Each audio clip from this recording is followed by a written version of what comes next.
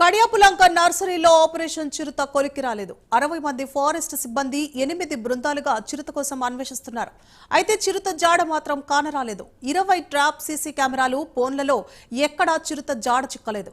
Kadiyam nursery ప్రాంతంలో రైతులకు స్థానికులకు కంటి మీద కునుకు లేకుండా చేస్తోంది చిరుత. ఫారెస్ట్ అధికారుల బోనుకు చిక్కుతుందా లేదా అని స్థానికులు భయపడుతున్నారు. అసలు చిరుత కడియం నర్సరీ ప్రాంతం నుంచి మరొక చోటికి వెళ్లిపోయినట్లు అనుమానిస్తున్నారు.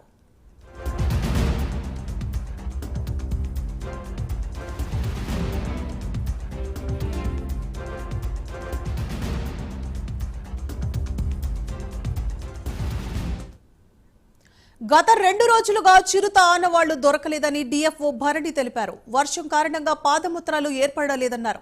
చిరుత గోదావరి లంక వైపు వెళ్లినట్లు అనుమానిస్తున్నామని చెప్పారు. ఇక చిరుత కోసం 4 బోన్లు, 40 ట్రాప్ కెమెరాలు, 4 సోలార్ సీసీ కెమెరాలు ఏర్పాటు చేసినట్లు తెలిపారు. ముత్తు ఇంజెక్షన్ ఇచ్చేందుకు టీం కూడా సిద్ధంగా ఉందన్నారు. తమ లోపం లేకుండా అన్ని ప్రయత్నాలు చేస్తున్నట్లు వెల్లడించారు. ఈ నెల 19న చివరిసారిగా చిరుతపులి కెమెరాకి చిక్కింది. నర్సరీల రైతులు ఆపరేషన్లో సహకరిస్తున్నారని ఉన్నతాధికారులు ఎప్పటికప్పుడు నివేదిక తీసుకుంటున్నట్లు వెల్లడించారు. నేడు గోదావరి లంక పరిసరాల్లో చిరుతపులి జాడ కోసం తనిఖీలు నిర్వహిస్తామని ఫారెస్ట్ అధికారులు తెలిపారు.